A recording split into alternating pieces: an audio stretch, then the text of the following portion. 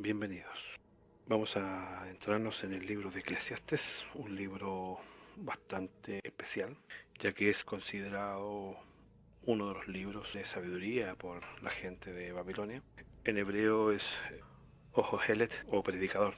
El autor discutido, por supuesto, es para algunos parte Salomón, pero para los que lo hemos estudiado en profundidad es Salomón absolutamente, ya que él reconoce que es el hijo, es un príncipe de Israel, es un rey de Israel, y además fue uno de los que más se pavonea con su sabiduría.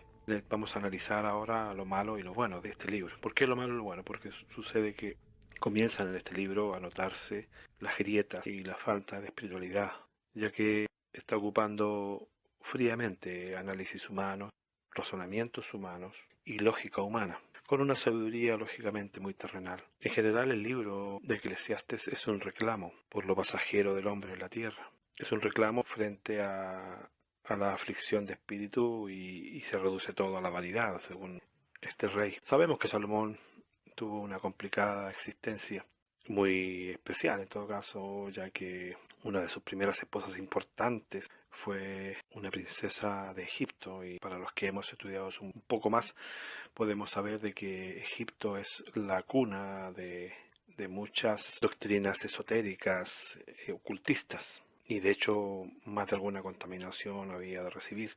Es una pena darse cuenta de que un hombre con las posibilidades de poder crecer llegó a sentir dolor de saber ciertas cosas. Se desvió del camino y, por supuesto, como vamos a ver, a darnos cuenta, le faltó lo más importante: entender que la vida tiene un propósito. Él no le veía un propósito. Incluso para él saber era muy doloroso, una carga que no desearía que otra persona tuviese. No está contento con lo que tiene, y no está contento no porque no lo haya disfrutado, por el contrario, él lo disfruta. Él menciona todo lo que tiene. Lo que pasa es que se le empieza a crear el conflicto de que se le vienen los años y se da cuenta de que va a tener que dejar todo eso, toda esa maravilla que le rodea, toda esa cantidad de mujeres, porque él tiene un harem. No olvidemos que es casi 400 mujeres, y las más bellas, sin contar las atenciones que tiene un rey, y sin contar los lujos y las comodidades que tiene un rey. Y tener que dejarlo no es menor. Incluso la lujuria que encierra el hecho de poder hacer lo que tú quieras, en el fondo le teme la muerte. Y es obvio que esto lo analiza en su vejez, o el inicio de esta misma, porque ya a esa altura está medio fundido. Entonces comienza a observar de que el bueno y el malo, el rico y el pobre, el más sabio y el más estúpido van a parar al mismo lugar, a la sepultura. Y su lógica de sabiduría le llega hasta ahí solamente. Ocupa la lógica: desnudo vine y desnudo volveré. Y se pierde el sentido de crecimiento espiritual, porque ya era segura de que da lo mismo todo, da lo mismo ser sabio, da lo mismo ser tonto, da lo mismo ser bueno, ser malo, ser más o menos. Incluso dice en una parte: no seas muy bueno ni muy sabio. Es como contradictorio, ¿no? Ahora, reconoce que perdió el rumbo, absolutamente. El asunto para él es que todo no es muy justo, que hay justos que les va como que si fuesen injustos, y malignos que les va como si fuesen justos. También he observado eso. Son análisis que podemos hacer hasta en el día de hoy. Vemos la injusticia de las sociedades, sí, vemos el clasismo, vemos la corrupción, vemos el hecho de poder comprar ciertos poderes, poder evadir por medio del dinero las sanciones que deberían ser parejas ilegales, son definitivamente cortadas de otra manera para los ricos. Él se da cuenta de eso, pero eso no pasa de ser un análisis humano. En ningún momento pasa más allá del valor de la vida, de ser un buen ser humano. Por lo visto no tiene ninguna proyección mesiánica. Incluso en el texto famoso que ocupan los babilónicos: acuérdate de tu Creador en los días de tu juventud, antes que lleguen los malos días y veas que no tienes contentamiento en ellos. Es una queja. Es una queja analizando la vejez, cuando ya empiezas a perder la vista, cuando ya empiezan a salirte canas, cuando ya empiezan a temblarte las piernas. Es una queja de la presencia de la muerte, de perderlo todo, y que todos se tiren al maraño a rescatar lo que él ha acumulado y a repartir Ya estaba cansado de buscar sabiduría y estudiar mucho, era para él fatiga de la carne. Y me queda la sensación, los últimos dos versículos no fueron escritos por él porque existe como un corte, tú vienes leyendo Eclesiastes y puras quejas con respecto a que es vanidad y que da lo mismo, si soy bueno, si soy malo, que realmente no tiene contentamiento, que la sabiduría es una cosa que es relativa, que y de repente los últimos versículos escribe con mucho amor de que debemos guardar los mandamientos de Dios. Y son dos versículos solamente. Creo que ahí sí que metió mano a alguien. Esa es la disposición de un hombre que perdió el rumbo. En ningún momento él espera alguna recompensa por ser bueno, espera una sabiduría para crecimiento más allá de esta vida. Él solamente se encierra en lo terrenal. Ahora, lo bueno del libro es que nos queda claro que el afán y la ansiedad es una enfermedad que no lleva a ningún destino. Con ella nada lograremos. Ahora sí también es bueno que en el libro se reconoce que todo tiene su tiempo. Tiempo de nacer, tiempo de morir, todo muy terrenal por supuesto. Tiempo de plantar, tiempo de cosechar, tiempo de matar, tiempo de curar, tiempo de destruir, tiempo de llorar, tiempo de echar, de bailar, de esparcir, de juntar, de abrazar y de abstenerse de abrazar, de buscar después de perder, de guardar o ahorrar y después de derrochar, de romper y reparar o coser, de callar, de hablar, de amar, de odiar, de hacer guerra y hacer la paz.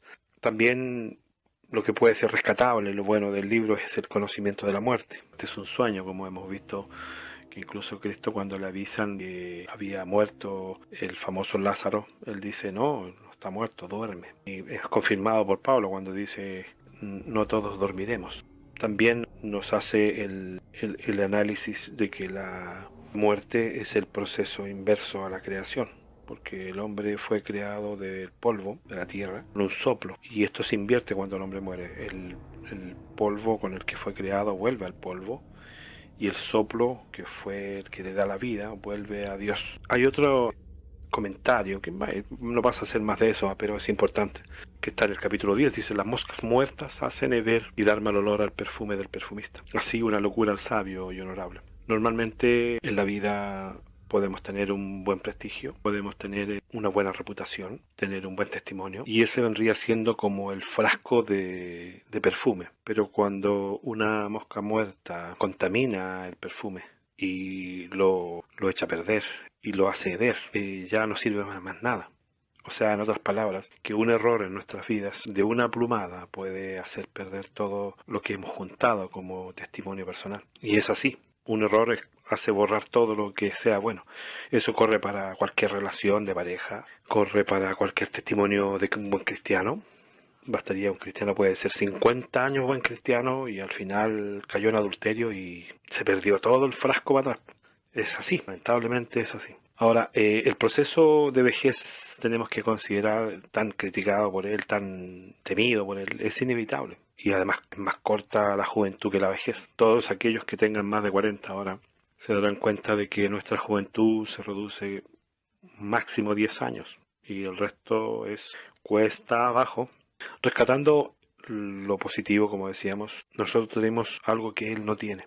Evidentemente no tiene, en el libro no lo expresa en ninguna parte, porque nosotros tenemos quien nos libra de la muerte, pasando a través de ella, librándonos del imperio de la muerte. Jesucristo nos ha librado del imperio de la muerte que tiene Lucifer, imperio del cual se hizo cargo cuando tentó a la mujer en el Edén. Él, por lo visto, no sabía de esta victoria y que seríamos transformados en la postrimería de los tiempos. Como dice Pablo, aquí os digo un misterio, no todos dormiremos, pero todos seremos transformados en un momento, en un abrir y cerrar de ojos, a la final de la trompeta, porque se tocará la trompeta, y los muertos en Cristo serán resucitados incorruptibles, y nosotros seremos transformados, porque es necesario que esto corruptible se vista de incorrupción, y que esto mortal se vista de inmortalidad. Cuando esto corruptible se haya vestido de incorrupción y esto mortal se haya vestido de inmortalidad, entonces se cumplirá la palabra que está escrita. Sórbida es la muerte en victoria. ¿Dónde está, oh muerte, tu aguijón, y dónde, oh sepulcro, tu victoria? Este conocimiento era el que le hacía falta a Salomón. Él pensaba de que la sepultura era el fin de todo. La sepultura era lisa y llanamente abandonar los bienes de esta tierra sin importar nada más. Pero debemos entender de que no es así, estaba equivocado. Hay algo más. Nosotros no somos como aquellos que no tienen esperanza, porque tampoco, hermanos, queremos que ignoréis acerca de los que duermen, para que no os entristezcáis, como los otros que no tienen esperanza, porque si creemos que Jesucristo murió y resucitó, así también traerá a Dios con Jesús a los que durmieron en él. Por lo cual, os decimos esto en palabra del Señor, que nosotros, los que vivimos, los que habremos quedado hasta la venida del Señor, no precederemos a los que durmieron, porque el Señor mismo, con voz de mando, con voz de arcángel, y con trompeta de Dios descenderá del cielo, y los muertos en Cristo resucitarán primero, y luego nosotros, los que vivimos, los que hayamos quedado, seremos arrebatados juntamente con ellos en las nubes para recibir al Señor en el aire, y así estaremos siempre con el Señor. Por tanto, alentaos los unos a los otros con estas palabras de esperanza. Esperanza, como insisto, que no tuvo. Es fácil acumular riquezas en este mundo y después darse cuenta que te llegó la vejez y llega la hora de la repartición, donde ya no tienes ni siquiera el ánimo de disfrutar lo que tienes. Tengamos claro de que ese texto, ese libro de Eclesiastes está escrito como un testimonio de una persona que postuló a la sabiduría, que trajinó en la inteligencia y que creció mucho en analítica humana y que fue alabado por otros seres humanos, por su análisis, por su crítica social, como que él sería hoy día un comentarista social. Pero esa sabiduría estaba muy lejana de ser la inspirada, la que tiene esperanza, la que tiene la virtud de la libertad de librarnos de la obsesión de las cosas materiales de este mundo, de entender de que somos aves de paso y que todo lo que poseamos tendremos que dejarlo, que la vida es solo un juego. Por lo tanto, nos quedamos con la esperanza viva, sabiendo de que no todo es en vano, ni el sufrimiento, ni las lágrimas, ni el dolor, y que no es lo mismo ser muy bueno, como dice él, no seas muy bueno, hay que ser bueno. También dice, no estudies demasiado, no leas demasiado, hay que leer y estudiar demasiado, siempre respaldado, pidiendo el Espíritu de Dios, pidiendo la sabiduría de Dios, porque al que pida sabiduría con espíritu, con mansedumbre, sin soberbia y sin materialismo en su mente, le será dado. Pensando en aquellos jóvenes o personas nuevas en el sentido de aprendizaje bíblico profundo, trataré de dar un contexto que no sea muy complejo con respecto al tema que venimos estudiando. Un poco de historia. Salomón es hijo de David, él hereda el trono de Judá y de Israel completo, porque él gobernaba sobre las 12 tribus. Se hizo famoso en su historia por ser un rey muy sabio, porque él, una de las cosas que le pidió a Dios fue sabiduría. Hay mucho filosóficamente que aportar respecto a ese punto, porque ha servido como para que muchas religiones en su pastorado se aprovechen de decirnos que la mucha letra mata o que el mucho estudiar o el mucho escarbar es malo. Eso tiene un sino, pero en realidad en lo bíblico no es así. Dios entregó este conocimiento para que el ser humano busque y encuentre.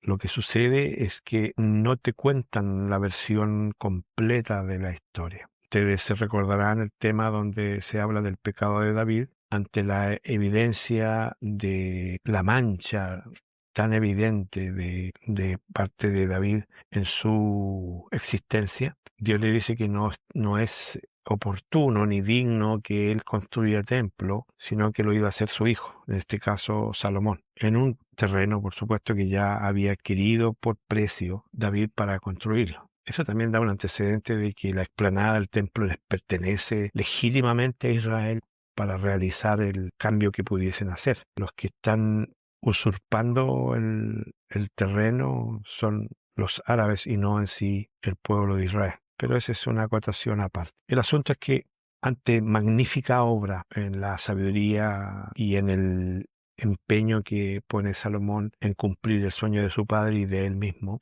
existe en los textos apócrifos el relato que a él se le entrega un anillo de poder. De verdad es una tríada de poder, pero es la corona, el colgante y el anillo, pero el anillo es el que hace el efecto de dominio. Bueno, el asunto es que con ese anillo él puede invocar una cantidad de demonios constructores. Y aquí hay donde hay un misticismo que no los quiero emborrachar con esto, pero solamente quiero que unan las piezas para mayor comprensión y que entiendan de que todo está ligado, un ligamento muy sutil. Esto está relacionado, por ejemplo, con el hecho de que se los había comentado en uno de los temas cuando se habla del Dios de la fortaleza, que se los recomiendo, donde los ángeles que cayeron a esta tierra son ángeles edificadores. Ellos tienen el don arquitectónico, el don de construcción, y siempre el material prioritario dentro de las construcciones que hay en este mundo, como las pirámides, como todas las construcciones que están en América esparcidas, son del diseño exclusivo de estos ángeles. Por lo que invitarlos, entre comillas, a ayudarme a construir el templo era una buena decisión. Más aún que coincide con un texto que está en Primera de Reyes 6:7, donde se nos dice que la construcción de la casa de Dios no se escucharon ni martillos ni cinceles. Se nos hace el comentario de que fue porque las piedras venían listas de las canteras, pero hay muchas interrogantes al respecto. Creo que ese comentario está hecho como para acallar el asunto de haber sido ayudado por estos seres, ya que hay piedras de grandes dimensiones en las bases de la explanada. Por construir la base solamente ya hay unas piedras, pero que son realmente muy difíciles de manejar, incluso con la tecnología actual. Y sería muy extraño que no hubiese ruido. El ser humano de por sí va a emitir ruidos y van a hacer algunos golpes para poder ponerlas en su lugar. Y no es la respuesta. Realmente hubo una ayuda sobrenatural que nos llevaría a otro tema también. Vamos a otros temas también. Por ejemplo, como el hecho de cómo pueden subyugarse los demonios al servicio de algo que va a ser para Dios. Es casi como el sino de Judas, como lo malo puede servir para lo bueno. El sino de la existencia del ser humano. Como lo malo hace aflorar en el hombre el arrepentimiento y la búsqueda divina, el poder distinguir entre lo alto y lo bajo, entre lo bueno y lo malo, lo feo y lo bonito, el contraste de la vida, las luces y las sombras, también nos hacen variar. Podría dilatarme en una expresión o dilatar la expresión mucho más analítica con respecto a la filosofía, que significaría, por ejemplo, el comprometerse demasiado en relacionarme con esos seres. Por supuesto, y aquí viene el toque de por qué Salomón se quiebra y las religiones no lo expresan de esta forma, que no por ser hijo de un elegido, como en el caso de David, quien tiene preparado ya un lugar en el reino de Dios como gobernante de Israel en el milenio, como por el solo hecho de ser descendiente de él, no tienes asegurada tu salvación. Eso indica que no es una línea de sangre, sino que es una línea de elección. Por eso las genealogías, como decía Pablo, no eran útiles. No por genealogía te salvas. Y cuando me hablo de salvarme, hablo de tener el privilegio de estar en el reino de Dios. Aquí hay una cosa importante. Toda la humanidad, lo vuelvo a recalcar, lo he dicho ya varias veces, toda la humanidad en carne y hueso, resucitados, van a ser parte del milenio. Pero en el gobierno de Dios, que es en la salvación que yo hablo, en el gobierno de Dios solo participan los elegidos. Salomón, como digo, se puso a trabajar y por supuesto, en su curiosidad, que es evidente, creo que cualquiera de nosotros, nos pasan un anillo de poder y nos entregan en nuestras manos ese magnífico poder de invocar a estos seres, un poco con miedo, un cierto resguardo, una cierta prudencia inicial, pero después empezó ya al ritmo del trabajo. Él descendía a ver las obras y por supuesto ya empezó a conversar con algunos de ellos, lo que ya es peligroso. Siempre en los exorcismos y en el desarrollo de los encuentros espirituales a través de la historia, se ha dado una máxima que es muy peligroso dialogar mucho con los demás, porque son muy sutiles, tienen poderes y pueden hacerte caer en tentación en el sentido de que, como hemos dicho, el poder envanece, el poder es peligroso, el poder te hace cambiar, pero acá no es el poder de gobernar, porque ya Salomón lo tenía, sino que es el poder sobrenatural. Existen notas y escrituras apócrifas donde se nos dice, por ejemplo, que Salomón llegó a tener poderes como para gravitar, para volar sobre una alfombra, para hacer hechicerías, que serían hechicerías, que serían alta magia, para que lo entendamos, porque la palabra hechicería se ha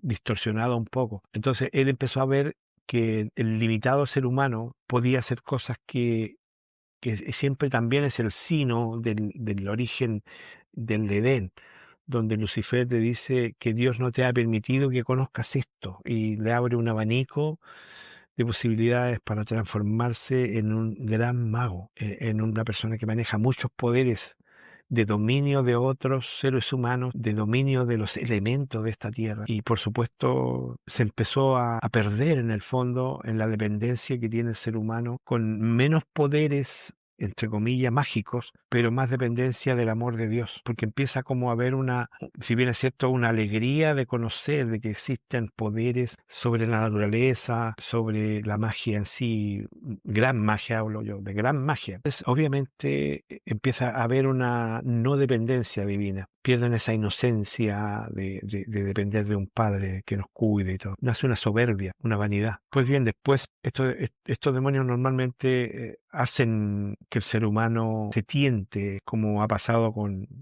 muchos seres humanos a través de la historia que han tomado, entre comillas, la bendición que ese demonio te da. Terminó, como dice el famoso dicho, vendiendo su alma al diablo. Algunos lo han hecho por música, por éxito, por fama, por ser buen actor, por ser buen cantante, por ser buen músico, etcétera, etcétera. La historia está, para el que quiera buscar, llena de personas que han tratado con estos seres, que tienen la habilidad de manejar poderes que para el ser humano común, para el vulgo, son absolutamente desconocidos. Tomó el rumbo de la supra sabiduría, de la mística sabiduría, de la magia, de la brujería, la hechicería, pero en un buen término, como digo, porque hay una brujería, por decirlo así, ordinaria, común, una magia también común y ordinaria, pero estamos hablando de alta magia y alta hechicería. El asunto es que la Biblia no se mete en ese terreno, esto está todos los textos apócrifos. Lo que sí dice que él comienza a servir a otros dioses, que también es muy raro, porque claro, se acostumbró a la oscuridad, se acostumbró a la búsqueda de ese misticismo, y siempre detrás no es tan cierto de que una imagen, por decirlo así, de un elefante, vamos a poner un ejemplo, al cual tú lo pones como Dios, y esa imagen está hecha ya sea de acero, de bronce o del material que sea, siempre esa imagen tiene un patrocinante. Hay un espíritu detrás, no son imágenes huecas en el sentido, claro, no caminan, no oyen en la imagen en sí, pero el patrocinante, el espíritu engañador que maneja esa imagen, que saca provecho de esa imagen, obviamente manifiesta poderes. Y como él se acostumbró a tener una relación prácticamente satánica con estos demonios, por supuesto que empezó a adorar dioses que tenían un patrocinante demonio, obviamente. Moloch, Semiramis, etcétera, etcétera, todo que desde el origen de la historia y transversalmente al mundo siempre tiempo. Y en este caso él, un hombre con 1000 mujeres, de verdad, y más encima con adoración a dioses, se perdió, se nubló. Y por eso es su frialdad al escribir el libro de Eclesiastes, porque pierde la noción, el vínculo espiritual del ser humano pasajero, del ser humano que está de paso en esta vida y que sus placeres, que son momentáneos, porque todo placer es momentáneo. El placer sexual no es una línea continua, son momentos. El alcohol, las drogas, son todos momentos, no es una línea permanente. Entonces venden su existencia al servicio de esos momentos. Y el tiempo es el peor enemigo de todos los seres humanos que son entregados a esa línea de entrega de carnalidad. Porque si en el fondo lo vemos es carnalidad, así de simple, nada más. No tiene otra lectura. por decirlo así. Salomón ya empieza a servir a otros dioses y termina casándose incluso con mujeres extranjeras que traían sus propios dioses y le compartían, como eran de alto rango, como el caso, por ejemplo, de cuando él se casa con la hija de Faraón. En Egipto hay mucho misticismo, hay mucho ocultismo, hay mucha espiritualidad negativa, con ceremonias mágicas prácticamente, que no digo que no sean efectivas, porque, vuelvo a insistir, no podemos negar, por ejemplo, de que existen los médicos brujos de Brasil, y no podemos negar la eficacia de ellos. O sea, no podemos ser cerrados y negar de que existe otro poder paralelo al de Dios en este mundo, no podemos negarlo. Y que están en competición evidente, sí, lo están. Lo que sucede es que el fin es diferente. El hombre que entra en esa vorágine de poderes, de espíritus oscuros, lógicamente que obtiene resultados, pero pierde la vinculación divina de lo que es el plan en sí, el plan salvación. Entonces, ahí cuando habla en Eclesiastes, es un hombre carnal con poderes, que tiene miedo del tiempo, que tiene miedo del paso del tiempo, que tiene miedo de la vejez, tiene miedo del ciclo de la vida. ¿Por qué? Porque no tiene un horizonte divino de expectativa de salvación. Se cerró a lo que nos puede dar la vida ahora. Y vemos que el mundo es un poco Salomón. El mundo busca placer, busca poder, busca vanidad, busca lo de ahora, que te permita en esa vanidad demostrar que tú eres grande, que tú tienes, que tú... de Salomón, para que lo entiendan. Entonces Salomón termina perdiéndose, que es, para que lo sepan los nuevos, que es un ejemplo de humanidad en el fondo. De cómo lo material, lo presente, lo altivo, lo vanidoso se impone ante la humildad y la pasividad de sobrevivir en este mundo sin mayores afanes. Bien, esa es la acotación. Yo espero que Dios les bendiga y que el libro de Eclesiastés no solamente les sirva como un libro, sí, interesante, no, es más que interesante. Lo escribe un hombre sabio de lo que es la humanidad, de lo que es el hombre sin Dios, prácticamente el hombre sin Dios, el hombre que conoce de que hay un Dios, sabe que existe algo y que en un momento determinado tuvo una relación con él, pero se extravió y se engolosinó con los poderes, como dice, el poder hace daño, el poder envanece, con la altivez, la vanidad, y lo que lo mató fue el tiempo, la vejez, y su misma incapacidad de ser, como dice el dicho, la curiosidad mató al gato. Es malo hoy día, con la inteligencia artificial, caer en ese riesgo, porque he notado que hay personas que están tomando como referente a la inteligencia artificial. A lo que me refiero, que no lo puedes ocupar, no puedes ocupar la inteligencia artificial como un referente de verdad, que cada cosa que tú desees saber o desees aprender, se lo preguntes a la inteligencia artificial, porque mal es una inteligencia programada, es una inteligencia manipulada y es una inteligencia al igual que la inteligencia que se enfrentó Salomón. Es una inteligencia luciferina, así que mucho cuidado. Si quieren conocimiento, pedíselo a Dios y que ojalá tengan el discernimiento de entender. Cuando Cristo habla de la levadura de los fariseos, se refiere a esto mismo, porque dentro de los fariseos habían cainianos que definitivamente estaban trabajando a dos bandas. Hacían como que adoraban a Dios, pero tenían ceremonias luciferinas. Como vinculación que dije inicialmente, también es importante acotar que todo esto de los demonios construyendo el templo sirvió para que apareciesen después con el tiempo en las excavaciones. Quedaron demonios en ese lugar, quedaron espíritus en ese lugar, quedaron fuerzas en ese lugar. Me refiero a Jerusalén, las catacumbas de Jerusalén, que fueron encontradas después por estos caballeros templarios. Por eso hay una relación entre Salomón, los templarios y los masones. Y también por qué los masones son luciferinos. Porque hay una relación de construcción con Lucifer, con el templo y con Salomón. Esa vinculación es la que también tienen que tomar en cuenta. Bien, ahora sí, que Dios les bendiga y nos encontramos en la próxima ocasión, si Dios así lo quiere.